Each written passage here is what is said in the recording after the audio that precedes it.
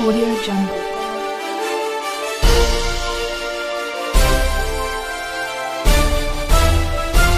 Audio Jungle.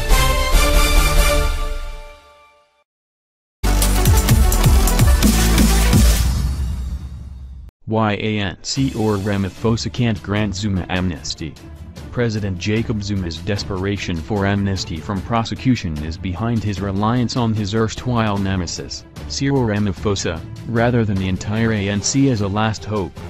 If Zuma is not granted immunity from prosecution, he is hoping to be granted a presidential pardon by Ramaphosa, should he be jailed.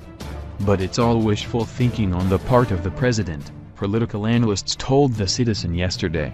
Neither the ANC nor Ramaphosa could give him amnesty, as the process to prosecute Zuma was already underway by the National Prosecuting Authority, NPA, they said.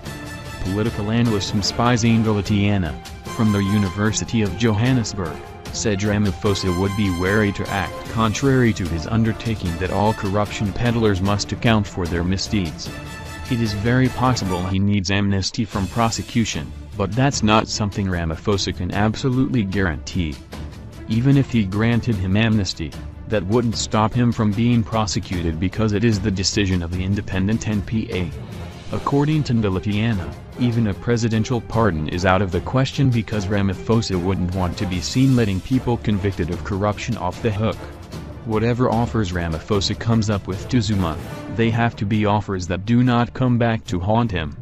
Another analyst, Susan Buisen, from Wits University, said the Ramaphosa initiative was an acknowledgement that Zuma could no longer rely on his supporters in the top six, such as Ace Malgashule and Jesse Duarte. It makes sense that Zuma wants to extract concessions from Ramaphosa. But the deputy has no power to grant him amnesty, and even a presidential pardon has to be granted after a conviction, and Zuma claims to be innocent, Buisen said. Besides, there is a rule of law and due process that must be followed. Ramaphosa would therefore be unable to make concessions unless Zuma appeared in court to face the law. The State of the Nation address, SOMA, due today, was postponed to allow Zuma and Ramaphosa to negotiate a smooth exit. The country's two most powerful men this week began bilateral talks in which Zuma was said to have put the question of his immunity from future prosecution on the table. They were trying to reach an amicable solution to avoid Zuma from being fired by the party's National Executive Committee, NEC, or removed through an ANC-initiated motion of no confidence in Parliament. The NEC members got agitated when Zuma rejected the party's top six officials and the National Working Committee requests for him to resign. Ramaphosa saved the president from the axe when he requested a postponement of the NEC meeting in Cape Town.